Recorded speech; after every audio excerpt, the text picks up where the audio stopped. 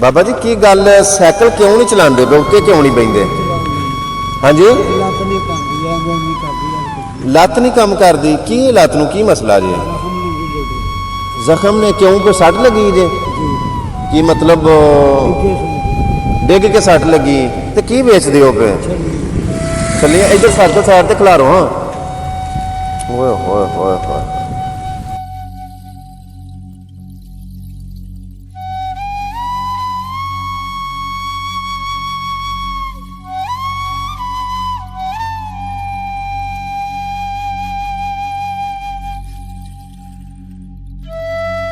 छलियां बेच दिओ पे मैनू कोई छली दिओ हाँ खाण वास्ते।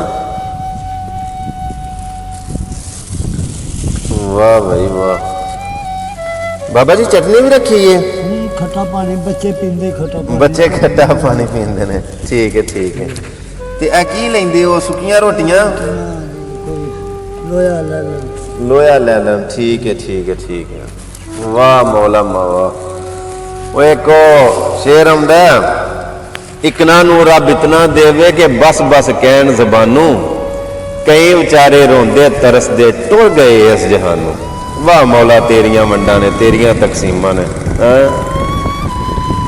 हाय हाय मियां साहब ने एक शेर आख्या सी उन्हें आख्या इस हनेर बवरची हाने ते रब जाने की पकदा बाज मुकदरा कुछ नहीं लभदा भावें देगी रहत रखदा।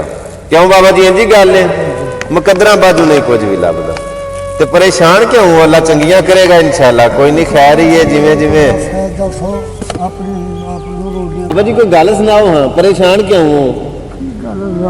परेशानी जोड़ा बैठे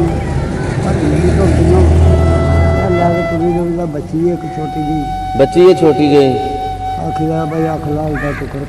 हाय हाय हाय हाय परेशान नहीं होना अल्लाह तू ना बड़ियां चंगियां करेगा।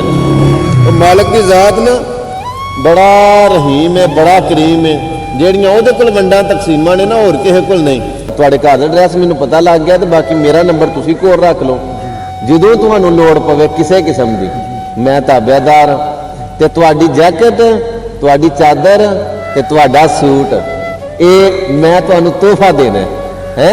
ਤੇ ਬਾਕੀ ਜਿਹੜੀ ਗੱਲ ਏ ਅਸੀਂ ਦੋਵੇਂ ਅੱਜ ਤੋਂ ਯਾਰ ਬਣ ਗਏ ਹੈ। ਇੱਕ ਵਾਰੀ ਹੱਥ ਮਿਲਾਓ ਹਾਂ ਯਾਰੀ ਵਾਲਾ।